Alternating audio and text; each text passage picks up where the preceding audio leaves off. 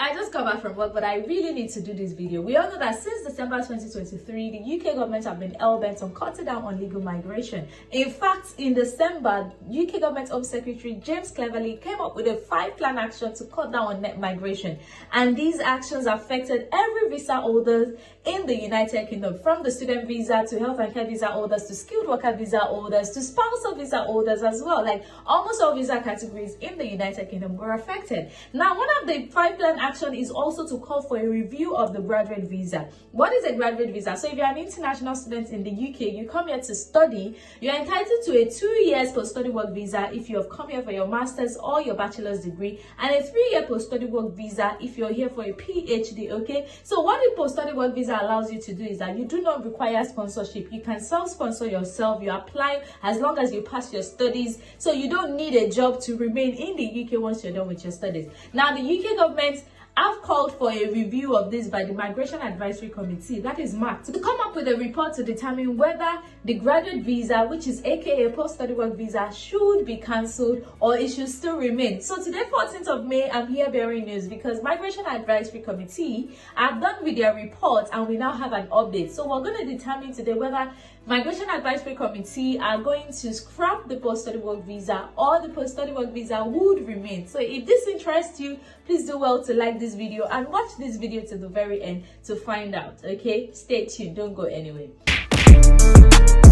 Hi guys, my name is Yetty. If you're seeing my face for the very first time, I share content about relocating, traveling to any part of the world. I live in the UK, so most of the time I share content relatable to the United Kingdom. So if this is something that interests you, you want to click that subscribe button. You want to turn on your post notifications so that whenever I post, you get to see it first. Okay, now let's move into today's video.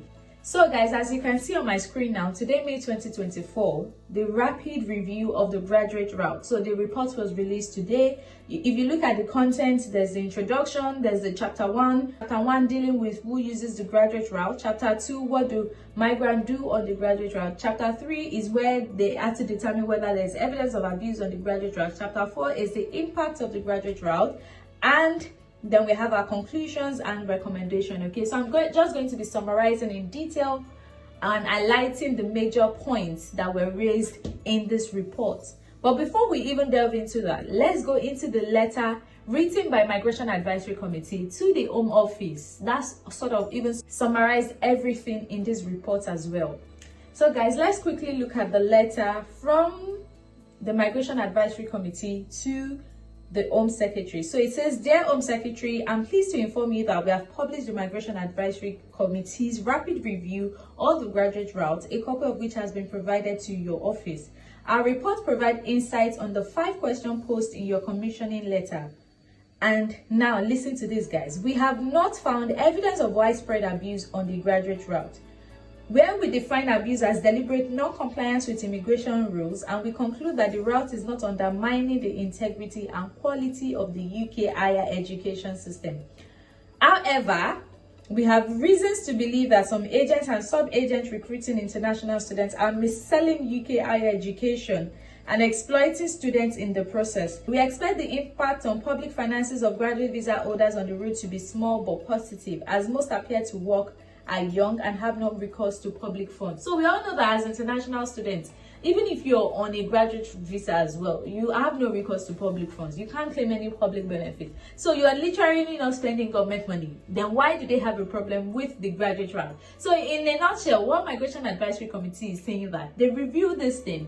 There is no damage, no cause for alarm. These people, these graduates are not causing you any problem. They're not spending public funds. They are even working, aka we are contributing to their tax system as well. So why do you want to abolish it? And they've also said clearly that there is no evidence of abuse of the graduate route, that the only problem they do have is with agents probably misinforming people and mis-selling migration to these people. Okay, but other than that, students who have graduated successfully and have applied, for this visa have not in any way posed a threat to the United Kingdom. So why should they then abolish it?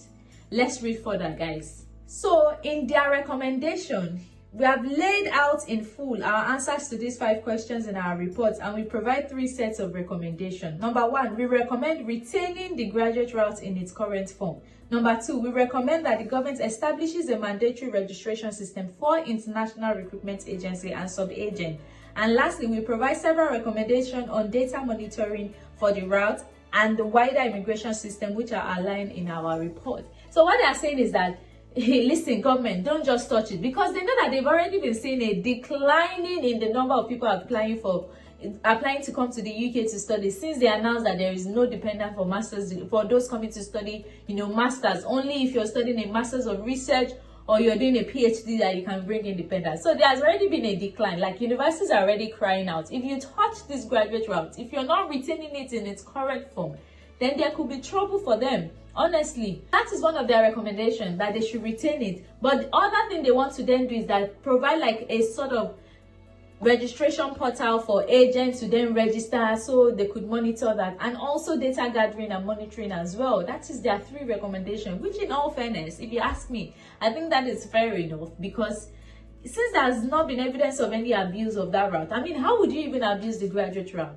Because number 1, you have to pass your studies before you apply for it. So if you do not pass your studies, you cannot apply for it. Only those who have successfully passed their studies, that can actually completed their studies and have passed, that can actually apply for that particular visa. So there's little or no element for abuse in it at all. Anyways, guys, I hope you enjoyed today's video. And this is in short the summary of the whole report, and they are retaining it. So of course, this is subject to James Cleverly accepting this, the UK government accepting it. But judging by the past, every Migration Advisory Committee review or report, they've accepted it. So I see no reason why they will not accept this one as well. So I'm pretty excited about this news. If you want to study in the UK, you can still come, because you're entitled to 2-year post-study work visa. And let's be honest, the UK student visa is one of the most guaranteed visa to get in the world. Like, it is 96% guaranteed as long as you fulfill all the conditions. Unlike Canada, whereby you apply and then even if you have the admission, they will still reject you. That's not how it works in the UK. So if you're still interested in studying in the UK, you can always contact at the Travelingo. They will help you with your application process. And if you've been making your plans already, then go ahead. If you want to pay your deposit, go ahead, because the UK government is not scrapping post-study work visa, and I'm super excited to pass this news to you guys. So if you have any further questions, let me know in the comment section. Please keep following Yettysplash for more. Subscribe and ensure that you turn on your post notifications so that when I post next, you get to see it first. Bye, guys.